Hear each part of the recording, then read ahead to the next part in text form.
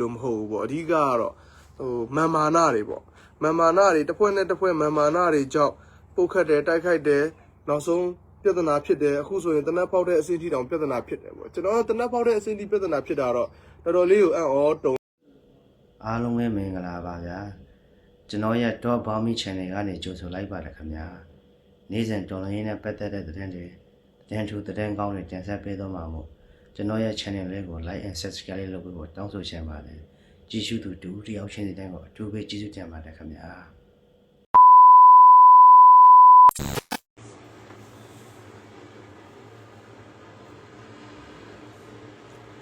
ဒီနေ့တော့ကျွန်တော်တို့တွေးဆုံမှုမှာကျွန်တော်တို့တော်လိုင်းရေးလောက်တယ်ဆိုတာကျွန်တော်တို့တော်လိုင်းရေးအစမှာကျွန်တော်တို့ကြွေးကြော်ခဲ့သလိုပေါ့တော်လိုင်းရေးလောက်တယ်ဆိုတာကကျွန်တော်တို့ခေတ်မှာဒီတိုးတက်မှုရဲ့အရာတာကိုမခံစားရရင်တော့နောက်ထပ်မျိုးဆက်တွေမှာဒီတိုးတက်မှုရဲ့အရာတာကိုခံစားရမယ်ဆိုတဲ့စိတ်နဲ့တော်လိုင်းရေးလောက်ကြတယ်ဆိုပြီးတော့မှပြောကြတာပေါ့နော်အဲ့ဒီလိုမျိုးနောက်မျိုးဆက်အတွက်တော်လိုင်းရေးလုပ်နေတယ်လို့ကြွေးကြော်ရင်နဲ့အခုမျိုးဆက်မှာပြဿနာတက်နေတာလေးတွေတဲ့နည်းနည်းတော့ပြောအောင်မယ်ဗျာ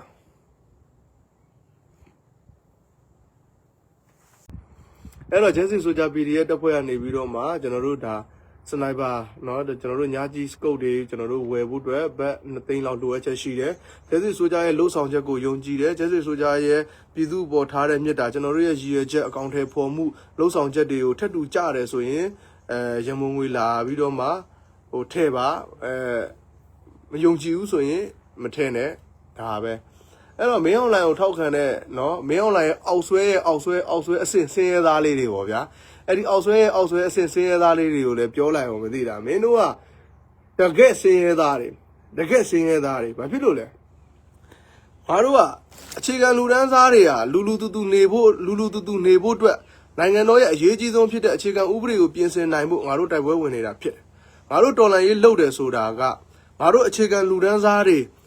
ငါတို့လူဟာလူလိုနေဖို့အတွက်ငါတို့လွတ်မြောက်ဖို့အတွက်နိုင်ငံတော်မှာအခြေခံဥပဒေတစ်ခုပေါ်ပေါက်လာပြီးတော့အဲ့ဒီအခြေခံဥပဒေရဲ့ကာကွယ်ပေးမှုနဲ့အတူငါတို့လူတူနေနိုင်ဖို့ငါတို့အသက်တွေငါတို့ဘဝတွေကိုရင်းပြီးတော့မှငါတို့တော်လှန်ရေးလုပ်နေတာဖြစ်တယ်ငါတို့ဒီအချိန်မှာစကားစားနဲ့ပေါင်းပြီးစီးပွားရေးလုပ်တယ်ဆိုရင်မင်းတို့6800ဇားတွေညီမတွေကိုခေါ်ပြီးတော့မှဖာခေါ်ချလိုက်လို့ရတယ်သဘောပေါက်လားအဲ့လိုမျိုးဆိုတော့ငါတို့အဲ့ဒီလွတ်မြောက်ရေးကိုလုပ်နေတဲ့နေရာမှာမင်းတို့ကမင်းအောင်လိုက်ငါပြောတာကွာမင်းအောင်လိုက်လောက်မင်းတို့ချမ်းသာလို့မင်းအောင်လိုက်လောက်လက်စားခွင့်ရလို့ငါတို့လာပုံကန်တယ်ဆိုငါတို့လက်ခံလို့ရတယ်ဟောဒီကောင်တွေဘဝမှာပြပြလဲနေရလို့လာပုံကန်တာပဲဆိုပြီးတော့မှတစ်ဖက်မှာတောင်ထုံးလို့တစ်ဖက်မှာကမ်းပြိုတာကိုငါတို့ကလက်ခံပေးလို့ရတယ်အခုကမင်းတို့က6800ဇာစောက်စစ်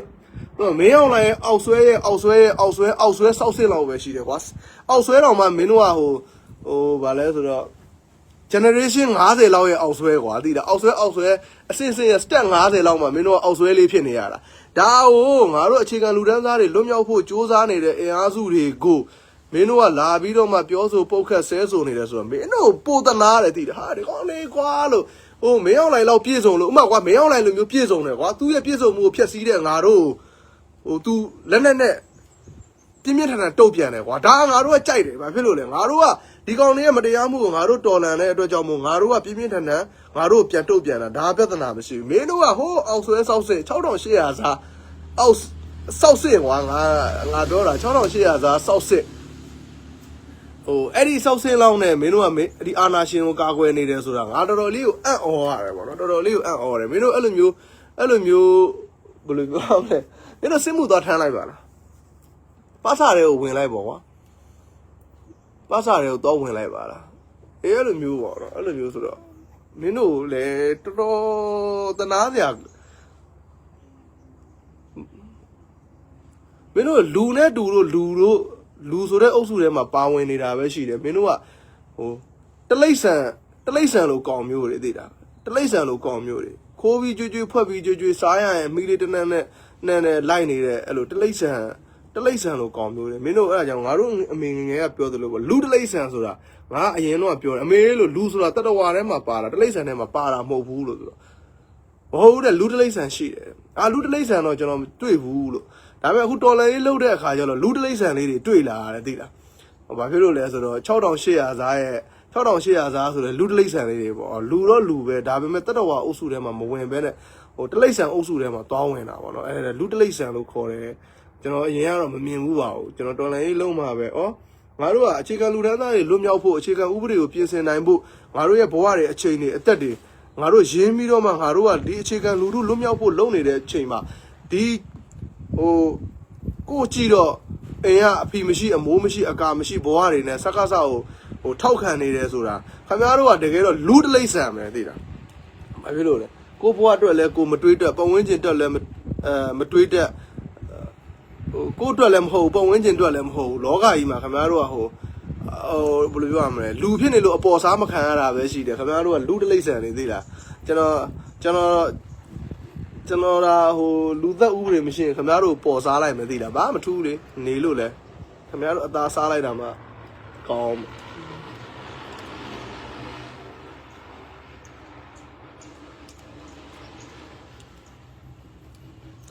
အဲ့တော့လူတလိမ့်ဆန်လေးတွေကိုကျွန်တော်ပြောပြီးရတဲ့နောက်မှာကျွန်တော်တို့ Justice Soldier အကြောင်းပြောမယ်ပေါ့နော်ကျွန်တော်တို့ Justice Soldier တပ်ဖွဲ့မှာကျွန်တော်တို့လေယုံအတွက်ကျွန်တော်တို့ဒီ Sniper Scope တွေပေါ့နော် Sniper Scope တွေဒါ Sniper Scope အတွက်ကျွန်တော်တို့ကျွန်တော်ရန်မုံငွေကောက်ခံနေတာဖြစ်ပါတယ်ပေါ့နော်ရန်မုံငွေယုံကြည်တဲ့သူတွေကထည့်လို့ရတယ်ပေါ့နော်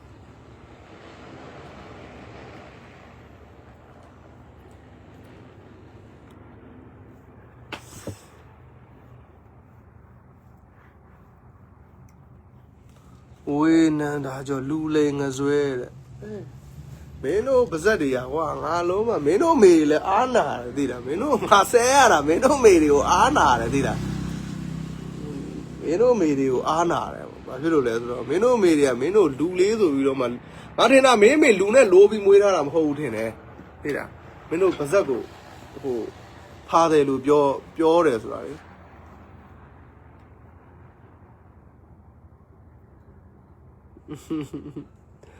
အဲ့ဒါထားလိုက်ပါနောက်တစ်ခုကကျတော့လေကျွန်တော်အတိသတိပေးချင်တာပေါ့နော်သတိပေးလို့မင်းကဘာကောင်းလဲလို့ပြောရင်တော့ကျွန်တော်လည်းဘာကောင်းမှမဟုတ်ပါဘူးတော်လန်ရေးမှာဆိုရင်တော့ကျွန်တော်တို့လည်းရဲဘော်တစ်ယောက်ပါပဲကဘာကြီးမှာဆိုရင်တော့လူသားတစ်ယောက်ပေါ့ဗျာမြန်မာနိုင်ငံတော်မှာဆိုရင်တော့နိုင်ငံသားတစ်ယောက်ပေါ့ကျွန်တော်ကတော့ဒါပါပဲအဲ့တော့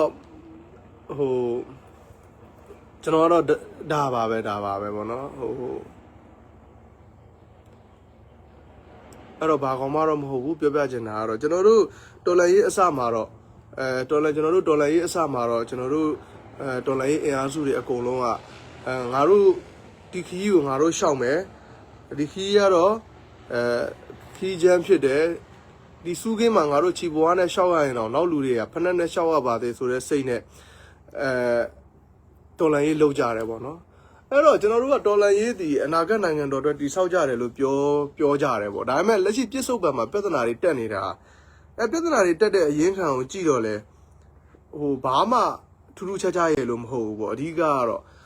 မန်မာနာတွေပေါ့မန်မာနာတွေတစ်ဖွဲ့နဲ့တစ်ဖွဲ့မန်မာနာတွေကြောင့်ပုတ်ခတ်တယ်တိုက်ခိုက်တယ်နောက်ဆုံးပြဿနာဖြစ်တယ်အခုဆိုရင်တနက်ပေါက်တဲ့အဆင့်ထိတောင်ပြဿနာဖြစ်တယ်ပေါ့ကျွန်တော်တနက်ပေါက်တဲ့အဆင့်ထိပြဿနာဖြစ်တာတော့တော်တော်လေးကိုအံ့ဩတုန်လှုပ်မိတယ်ပေါ့နော်။ဘာဖြစ်လို့လဲဆိုတော့ကျွန်တော်တို့ကတက်ဖွဲ့ဝင်ချင်းတော်လန်ရေးဆိုတဲ့အလံတစ်ခုရဲ့အောက်မှာခေါင်းစဉ်တစ်ခုရဲ့အောက်မှာဆိုရင်ကျွန်တော်တို့ရွရွချွန်တိုက်ခိုက်နိုင်စွမ်းရှိတဲ့ကျမ်းမာရေးကောင်းတဲ့သူစိတ်ကျမ်းမာရေးလူကျမ်းမာရေးကောင်းတဲ့သူတွေကနေစပြီးတော့မှစိတ်ကျမ်းမာရေးလူကျမ်းမာရေးအားနေပြီးတော့တက်ဖွဲ့မှာလိုအပ်တဲ့ဝေယဝစ္စအခြေခံလိုအပ်တဲ့ဝေယဝစ္စလုပ်တဲ့သူအထိကိုကျွန်တော်တို့ကအချင်းချင်း manual respect အနေနဲ့အပြန်လည်လေးစားပေးရမှာဖြစ်တယ်ပေါ့နော်။ပြန်လည်လေးစားပေးရမှာဖြစ်တယ်ပေါ့အဲ့တော့တယောက်နဲ့တယောက်ပြဿနာရှိလာခဲ့ရင်တော့တနက်ဖောက်တဲ့အဆင့်ထိဖြည့်ရှင်းစရာမလိုဘူးလို့ကျွန်တော်ကတော့မလိုဘူးလို့ထင်တယ်ပေါ့နော်လုံးဝအဲ့လိုမျိုးကတော့မလိုဘူးလို့ဘာပြဿနာပဲရှိမလိုဘူးလို့ထင်တာပေါ့စကားစားနဲ့ပူပေါင်းပြီးတော့မှတော်လိုင်းရေးအင်အားစုကိုပုံကန်လာပြီးဆိုရင်တော့ကျွန်တော်တို့ကပုံကန်တဲ့အချိန်မှာနှိမ်နှင်းဖို့ကလွဲလို့နောက်သားရတဲ့အချိန်မှာလက်ဆင့်ကမ်းခေါ်ဖို့ဆိုတာကအတွေးထဲမှာရှိတဲ့အရာပေါ့နော်အဲ့တော့အခုကတော်လိုင်းရေးသမားချင်းလို့ပြောပြီးတော့မှတစ်ဖွဲ့နဲ့တစ်ဖွဲ့ပြစ်တင်တယ်ဝေဖန်တယ်ပုံကန်တယ်ထောက်ပြအပြုသဘောဆောင်တဲ့ထောက်ပြဝေဖန်မှုမျိုးမဟုတ်ဘဲနဲ့ပြက်လို့ပြက်စီးကြောင်းလုံနေတာတွေကကြားမြင်ရတာလေတော်တော်လေးကိုလည်းဝမ်းနည်းစရာကောင်းတယ်ပေါ့နော်ဝမ်းနည်းစရာကောင်းတယ်ကျွန်တော်တို့ဒေါ်လာရေးမှာကျွန်တော်ပြောသလိုပေါ့စိတ်ကျမ်းမာရေးလူကျမ်းမာရေးကောင်းလို့ရွရွချွန်တိုက်ခိုက်နေတဲ့တက်မှုတွေကနေစပြီးတော့စိတ်ကျမ်းမာရေးလူကျမ်းမာရေးအားနည်းလို့ နောက်ဆုံးဗျာတက်မှာဝေယဝစ်စာတပြက်စီလဲထမင်းချက်တဲ့သူတိရအပြန်လန် manual respect ထားပြီးတော့မှတစ်ဖွဲ့နဲ့တစ်ဖွဲ့တဒန်းနဲ့တဒန်းဆက်ဆံရမှာဖြစ်တယ်လို့ကျွန်တော်ကတော့အဲ့လိုပဲကျွန်တော်မြင်တယ်ကျွန်တော်လည်းအဲ့လိုပဲခံစားရတယ်ဟိုအဲ့လိုပဲမြင်တယ်အဲ့လိုပဲခံစားရတယ်အဲ့လိုပဲခံလဲခံယူတယ်ပေါ့နော်တယောက်နဲ့တယောက်အခုလိုမျိုးတွေမြင်နေကြားနေရတာလဲတော်တော်လေးကိုစိတ်မကောင်းဖြစ်တယ်ပေါ့နော်အဲ့တော့ကျွန်တော်တို့တော်လန်ရေးအစမှာကြွေးကြော်ခဲ့တဲ့ဟာဘာလဲဒီခီးကိုငါတို့ရှောက်မယ်ငါတို့ဖက်နှက်မပါပဲစူးခင်းလန်းရှောက်ရရင်တော့နောက် generation တွေစူးခင်းလန်းမှာမလျှောက်ရဘဲနဲ့ဖက်နှက်နဲ့ရှောက်ရဖို့ဆိုပြီးတော့မှကျွန်တော်တို့လုပ်တယ်ဗျာကျွန်တော်တို့အခုစိုက်လိုက်တဲ့အပင်တွေပေါ့နော်ကျွန်တော်တို့ကတော်လန်ရေးလုပ်တယ်ဆိုတာအပင်တစ်ပင်စိုက်ရတယ်လို့ပဲဆိုပြီးတော်လန်ရေးအစမှာလူတွေများများပြောခဲ့တယ်ဒီအပင်ကငါတို့ခင်မှာအရေးရကြမှာရမယ်အသီးသီးချင်မှာသီးမယ်ငါတို့ရဲ့အနာဂတ်မှာတော့အရေးလည်းရမယ်အသီးလည်းသီးမယ်ဆိုပြီးတော့မှနောက်မျိုးဆက်အတွက်အလုပ်လုပ်တယ်ပေါ့နော်အဲ့တော့နောက်မျိုးဆက်အတွက်အလုပ်လုပ်တယ်လို့ပြောပြီးတော့မှအခုဒီလက်ရှိတော်လန်ရေး9နှစ်တာကာလလေးအတော်တွင်းမှာတော့မှသူ့ဖွဲ့ကိုဖွဲ့သူ့မာနာကိုမာနာထားပြီးတော့မှ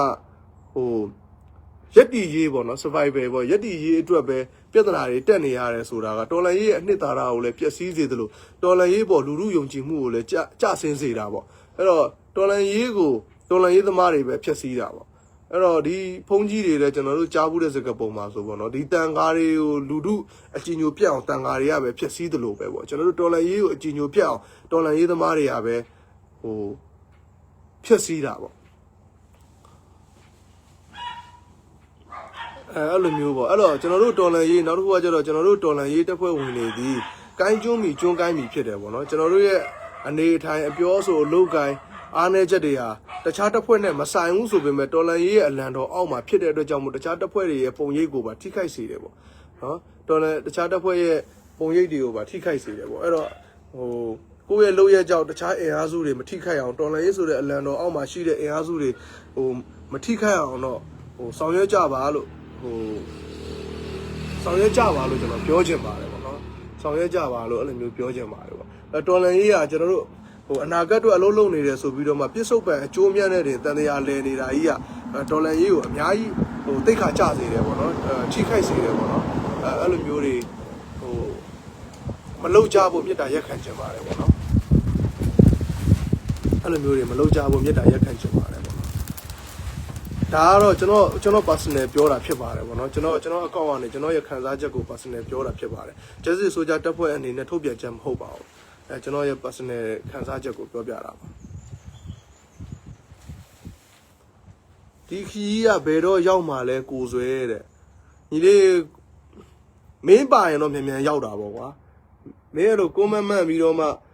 ရှောက်ပရိပဒါပြောနေတော့လဲကြာတာပေါ့ကွာ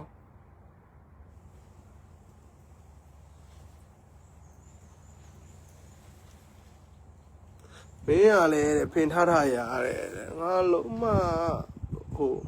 မင်းတို့ခေါင်းနေရတယ်ကွာခင်ဗျားတို့ရီမဲကြတိုင်းဖြစ်မလာဘူးတဲ့သူများနိုင်ငံထူထောင်နေပြီးတဲ့ကြိုးစားကြတာပေါ့တဲ့ကြိုးစားကြပေါ့တဲ့မင်းတို့အဲ့နတ်စွန်နှဖျားကြားတာလေးနဲ့မလုံနဲ့မင်းတို့ကောင်မျိုးကမမရရန်ပြောရရင်မင်းအဲ့လောက်အယုံမလွယ်တဲ့ညီလေးသူများချော့ပြီးမင်းကိုဖင်လို့အောင်မယ်အဲ့လောက်အယုံမလွယ်နဲ့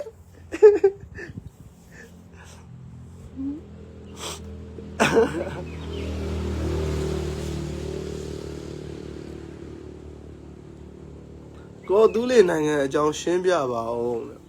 ရှင်းပြကြမှာမလို့တာကွာမင်းရဲ့သတင်းမီဒီယာတွေမှာဒီလောက်တင်နေတာတော့ဖတ်လိုက်ပေါ့ကွာ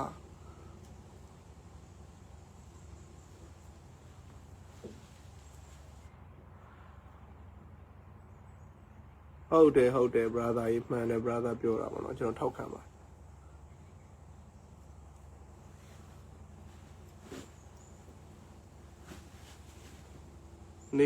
နေကောင်းပါတယ်တာလီစွာပါ brother တာလီစွာပါ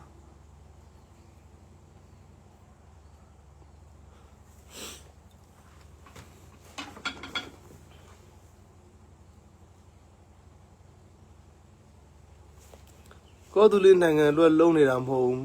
မင်းညမမင်းအောင်လိုင်းရှိမှာဖာဖြစ်မှာဆိုလို့မင်းအောင်လိုင်းငါတို့တော်လန်ပေးနေတာရောင်ရေးမင်းကတော့မင်းညမကိုဖာဖြစ်သေးခြင်းနေရလားမသိငါလုံးမခွေးမျိုး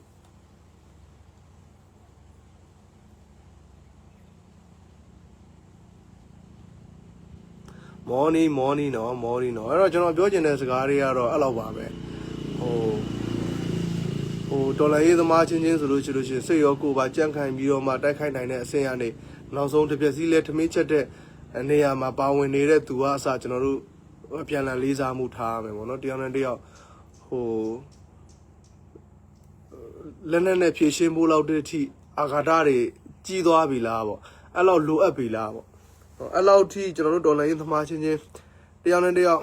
အဲ့လောက်ထိလိုအပ်နေပြီဆိုရင်တော့ဒေါ်လာရဲ့အနှစ်သာရလည်းပျောက်နေပြီဖြစ်တဲ့အတွက်ကြောင့်မို့ခင်ဗျားတို့ကျွန်တော်တို့ရဲ့အိမ်မက်တွေရောလူတို့ရဲ့ကျွန်တော်တို့ရဲ့ရည်ရွယ်ချက်တွေရောလူတို့ရဲ့မျှော်လင့်ချက်တွေရောဝေးကွာသွားလိမ့်မယ်လို့ပဲကျွန်တော်ယုံကြည်ပါတယ်ပေါ့နော်အဲ့တော့တော်လန်ရေးမှာကကျွန်တော်တို့ကလက်ရှိမှာတာဝန်ခံအပိုင်းကိုတာဝန်ယူရတဲ့သူတွေဖြစ်သွားတာပေါ့နော်ကျွန်တော်လည်းတော်လန်ရေးစားလုပ်တဲ့အချိန်မှာလည်းကျွန်တော်လည်းကရင်ပြည်နယ်တယောက်တည်းပဲလာတာပါဘသူအဖို့တယောက်မှမပါဘူးကျွန်တော်တယောက်တည်းပဲကရင်ပြည်နယ်ရောက်လာတယ်အဲ့ဒီမှာကျွန်တော်လည်းစိတ်တူကိုတူညီကိုတွေတွေ့တယ်အဲ့ဒီကနေပြီးတော့မှကျွန်တော်တို့အသင်းဖွဲ့တွေဖြစ်လာတဲ့အခါမှာကိုကတော့တာဝန်ခံအဖြစ်တာဝန်ယူလိုက်ရတယ်ဒါတာဝန်ခံဖြစ်တာဝန်ယူရတဲ့အခါမှာကိုလည်းပြည့်စုံတဲ့လူတစ်ယောက်အနေနဲ့တာဝန်ယူလိုက်ရတာမဟုတ်ပေမဲ့ဒီအတူတကွရှိသူတွေရဲ့တာဝန်ပေးချက်အရာတာဝန်ယူလိုက်ရတာဖြစ်တဲ့အတွက်ကြောင့်မို့ကိုလည်းကိုလှုပ်တဲ့နေရာမှာမနေ့ရုံးကန်ပြီးတော့မှလှုပ်နေရတာပါပဲမနေ့ရုံးကန်ပြီးတော့မှလှုပ်နေရတာပါပဲအဲ့တော့ပြောပြချင်တာကတော့ကျွန်တော်မိချေခဏလောက်ရအောင်မိချေခဏလောက်လွယ်တော့မလွယ်ဘူးဗျာတော်လိုင်းလောက်ရတာလွယ်တော့မလွယ်ဘူးဗျာမလွယ်ဘူးဆိုတော့လုံးဝမလွယ်ဘူးဗျာအဲ့ဒီမှာမှတယောက်နဲ့တယောက်လက်နဲ့ဒေါသတကြီးတိုက်ခိုက်ဖို့အထိဖြစ်လာပြီဆိုရင်တော့တော်လိုင်းရဲ့အနှစ်သာရလည်းပျောက်ဆုံးတယ်ဗျာတော်လိုင်းရေးမှာအားလုံးကကိုယ်အိမ်မက်တွေကိုအကောင့်ထဲပေါ်ဖို့ဆိုပြီးတော့မှရောက်လာကြတယ်ဗျာအဲ့ဒီအိမ်မက်တွေအကောင့်ထဲပေါ်ဖို့ရောက်လာကြပြီးတော့မှအိမ်မက်တွေတူတဲ့သူချင်းစုမိပြီးတော့မှအစုဖွဲ့ဆိုတာဖြစ်လာတယ်ဗျာအဲ့တော့အိမ်မက်တွေကိုဒီအစုဖွဲ့ရတာလဲအစစ်စစ်ကိုကဲမှုရတာတခွဲမှုတရင်မှုဘာညာရှိတာပဲရှိတယ်ဗျာကျွန်တော်တို့ကတော်လန်ရေးကာလမှာဒီအိမ်မက်တွေတူတဲ့ညီကိုတွေဒီကျွန်တော်တို့ကအစစ်စစ်ကိုကဲမှုကလွဲလို့ကျန်တဲ့အချိန်မှာကျွန်တော်တို့ကညီကိုမောင်နှမပဲဗျာအစစ်စစ်ကိုကဲမှုတာဝန်ချိန်တွေမှာတော့အစစ်စစ်ကိုကဲမှုရကျွန်တော်တို့အမိပေးကိုကဲရတာလည်းရှိပေမဲ့ကျန်တဲ့အချိန်မှာတော့ကျွန်တော်တို့ကအိမ်မက်တွေကိုအကောင့်ထဲအတူတကွဖော်နေကြတဲ့ရဲဘော်ရဲဘက်တွေညီကိုမောင်နှမတွေဖြစ်တယ်ပေါ့ဗျာအဲ့ဒီကနေမှကျွန်တော်တို့အိမ်မက်တွေကိုကျွန်တော်တို့အကောင့်ထဲအတူတကွစုပြီးဖော်ဆောင်မယ်ဆိုပြီးကျွန်တော်တို့တက်ဖွဲ့တွေဖြစ်လာတယ်ဗျာအဲ့တော့လူတို့ရဲ့မျှော်လင့်ချက်ပေါ့နော်ကျွန်တော်တို့ရဲ့အိမ်မက်တွေနဲ့လူတို့ရဲ့မျှော်လင့်ချက်တွေနဲ့ထပ်တူကြတဲ့အခါကျွန်တော်တို့နဲ့မျှော်လင့်ချက်ချင်းအိမ်မက်ချင်းတူတဲ့လူတို့ရဲ့ဆန္ဒကိုပါကျွန်တော်တို့ကဝိုင်းဝန်းပြီးတော့မှအကောင့်ထဲဖော်တယ်ဗျာအဲ့တော့တော်လိုင်းရေးလုပ်တယ်ဆိုတာကျွန်တော်တို့ကတကိုယ်ကြီးကျွန်တော်တို့အိမ်မက်ကိုကျွန်တော်တို့အကောင့်ထဲဖော်တာဖြစ်တဲ့အတွက်ကြောင့်မို့ကျွန်တော်တို့ကကိုယ့်အိမ်မက်ကိုအကောင့်ထဲဖော်နေတာဖြစ်တဲ့အတွက်ကြောင့်မို့ပင်မန်းနယ်တွေနန်းနယ်တွေမောတယ်တွေပန်းတယ်တွေထိခိုက်တယ်တွေနာကျင်တယ်တွေတနာပေးပါတွေမတနာပေးပါတွေကျွန်တော်တို့ကမညီးတွားဘူးဘာဖြစ်လို့လဲကျွန်တော်တို့လှုပ်ချင်လို့ကျွန်တော်တို့အိမ်မက်ကိုကျွန်တော်တို့အကောင့်ထဲပေါ်နေတာဖြစ်တဲ့ကြောင့်မို့ကျွန်တော်တို့ကိုလည်းလာမတနာနဲ့PDF လေးတွေတနာပါတယ်ဗျာနဲ့မပြောနဲ့ကျွန်တော်တို့မကြိုက်ဘူးPDF ကိုလာပြီးတော့လှူတယ်လည်းမပြောနဲ့မကြိုက်ဘူးရှင်းရှင်းလေးပဲကျွန်တော်တို့ကကျွန်တော်တို့အိမ်မက်ကိုအကောင့်ထဲပေါ်နေတာဖြစ်တဲ့အတွက်ကြောင့်မို့ရှိရင်စားမယ်မရှိရင်မစားဘူးရှိရင်ပြစ်မယ်မရှိဘူးဆိုရင်ကျွန်တော်တို့ဘယ်လိုရှာပြီးပြစ်ကမလဲဆိုတော့ကျွန်တော်တို့စဉ်းစားမယ်ကျွန်တော်တို့လုပ်ကြိုင်မယ်ကျွန်တော်တို့အိမ်မက်ကိုကျွန်တော်တို့အကောင့်ထဲပေါ်တယ်အဲ့ဒီမှာလူတို့ရဲ့မျှော်လင့်ချက်လူတို့ရဲ့အိမ်မက်အိမ်မက်ချင်းထပ်တူကြတဲ့သူတွေရဲ့မျှော်လင့်ချက်သူတို့ကတော့ကျွန်တော်တို့လိုလက်တွေအကောင့်ထဲမပေါ်နိုင်တဲ့အခါမှာသူတို့ရဲ့မျှော်လင့်ချက်လေးတွေကကျွန်တော်တို့ရဲ့အိမ်မက်တွေသူတို့ရဲ့အိမ်မက်တွေကကျွန်တော်တို့ရဲ့အိမ်မက်တွေနဲ့တူတဲ့အခါမှာသူတို့ရဲ့မျှော်လင့်ချက်လေးတွေကိုပါသူတို့ကအကောင့်ထဲပေါ်ဖို့အတွက်ကျွန်တော်တို့လာထောက်ပံ့တယ်ကျွန်တော်တို့ကအဲ့ဒီထောက်ပံ့ငွေကိုယူပြီးတော့မှတော်လန်ရေးခရီးကိုဆက်သွားတယ်တော်လန်ရေးရှင်းရှင်းလေးပဲကိုယ့်အိမ်မက်ကိုကိုယ်အကောင့်ထဲပေါ်နေတာဖြစ်တဲ့အတွက်ကြောင့်မို့ပတ်ဝန်းကျင်ကိုကြည့်ပြီးတော့မှဘာမှစိတ်ထဲကြစရာမရှိဘူးအဲ့တော့ကျွန်တော်ပျော်ပဲနေတယ်ကျွန်တော်ပင်မနဲ့နွမ်းနေတယ်တခါလေကြာရင်ငုံမိတယ်တခါလေကြာရင်ငါဒါကြီးကိုမလုံနိုင်တော့ဘူးလားမသိဘူးဆိုပြီးတော့မှ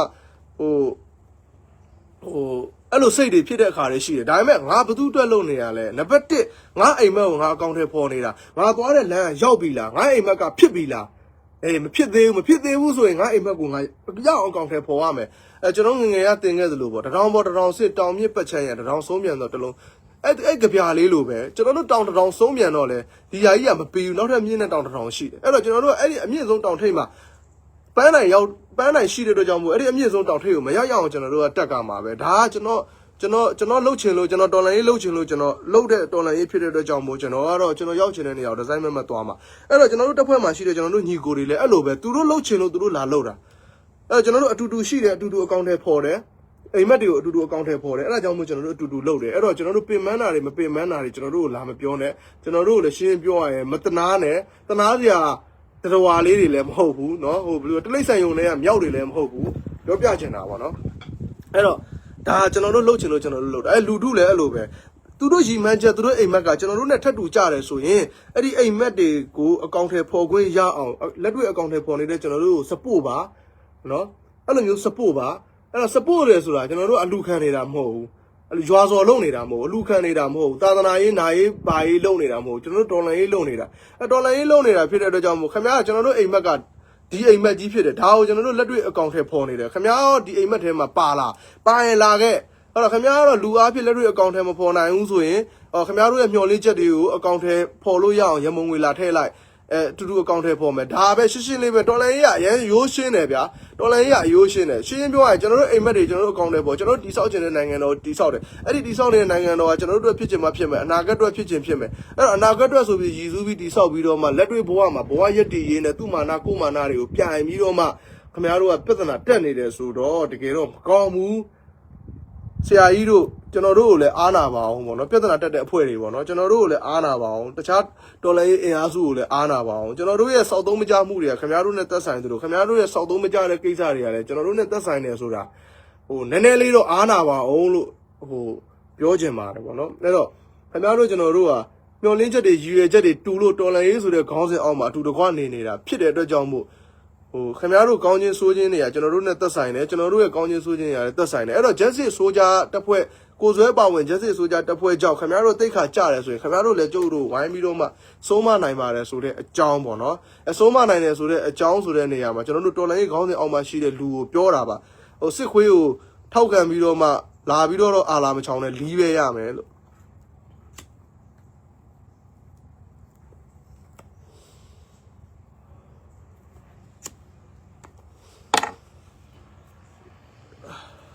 အဲ့တော့စလိတ်လည်းတောက်တယ်ဗျာဘာဖြစ်ကျွန်တော်အကောက်ရဆိုတော့ကျွန်တော်ပြောချင်တာတွေကျွန်တော်ခံစားချက်တွေကျွန်တော်ပြောချင်တာတွေပြောတာဖြစ်တယ်ကျွန်တော်တက်ဖွဲ့တစ်ခုကိုတောင်းဝင်ယူပြီးပြောနေတာမဟုတ်ဘူးတစုံတစ်ယောက်ကျွန်တော်အခုပဲကျွန်တော်တောင်းဝင်ယူပြီးပြောနေတာဖြစ်တဲ့ကြောင့်မို့လွတ်လွတ်လပ်လပ်လေးတော့နေပြရစီပေါ့နော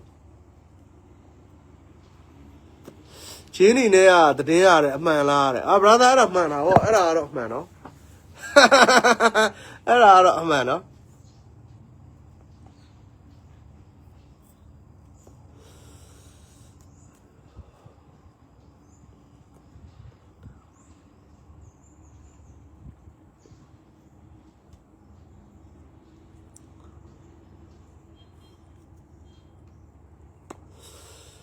တော့6800ဈားလေးတွေလဲမင်းတို့က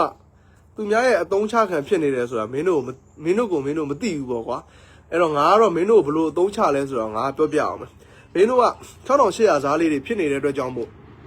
မင်းတို့သွားပြီးဆုံးမလို့လည်းမရအောင်တုံတင်လို့လည်းမရအောင်ဘာဖြစ်လို့လဲမင်းတို့က1 year အတွက်မင်းတို့ကလာပြီးတော့အလုပ်လုပ်နေတာဖြစ်တယ်မင်းတို့6000ဈားတွေ6800ဈားတွေဒီမင်းတို့1 year အတွက်လာပြီးအလုပ်လုပ်နေတာဖြစ်တဲ့အတွက်ကြောင့်မို့မင်းတို့1 year ကိုငါကသွားဖြတ်စီးပြီးတော့မှမင်းတို့6800မယူတော့နဲ့မင်းတော်လိုင်းရုပ်ဒီလိုမပြောသင့်ဘူးဘာညာမင်းတို့စကားကြီးစကားကောင်းတွေပြောလို့လဲမင်းတို့နားလည်မှာမဟုတ်ဘူးအဲ့တော့မင်းတို့ငါဘလို့သုံးချလိုက်လဲဆိုတော့မင်းတို့အရန်ဆဲလို့ကောင်းအောင်ငါလှုပ်ပေးလိုက်တယ်လှုပ်ပေးလိုက်တော့ငါရဲ့ Facebook ကကွာ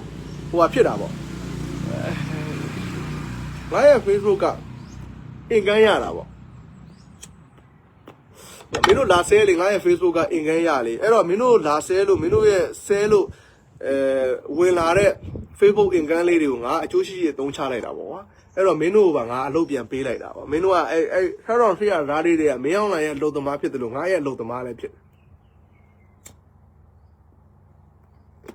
ကျေးဇူးတင်ပါတယ်မင်းတို့1 year အတွက်6800ယူပြီးတော့အလုပ်လုပ်တယ်ဆိုတော့ငါလည်းမင်းတို့ဖြောင်းပြဖို့အတွက်အလုပ်ခိုင်းဖို့ပဲစဉ်းစားတယ်နော်မင်းတို့ဗာလဲ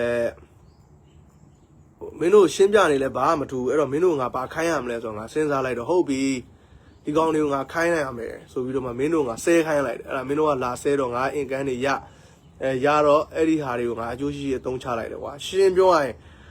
မင်းတို့လာပြီးပရိပဒါပြောလို့ရတဲ့ပတ်စံလေးတွေကိုပညာရေးအတွက်တချို့တော့အသုံးချလိုက်တယ်မင်းတို့ထောက်ခံပါတယ်ဆိုတဲ့စစ်ခွေးကိုပြစ်ဖို့အတွက်ကြီးတချို့ဝယ်လိုက်တယ်အဲ့ဒါမင်းတို့ရဲ့အလုပ်အကျွေးပြုမှုပဲမင်းတို့ကအလုပ်သမားလေးတွေအလုပ်သမားဆိုတော့အလုပ်သမားလိုပဲထားရတာပေါ့ကွာ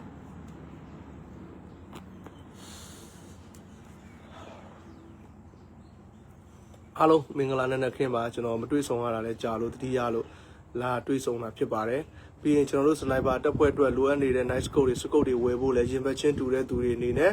အိမ်မက်တွေကိုအကောင့်ထဲပေါ်ခြင်းနဲ့ဆိုရင်လာရောက်ထောက်ပံ့လို့ရပါတယ်အားလုံးပဲကျမ်းမာကြပါစေလို့ဆုတောင်းပါတယ်ဗျ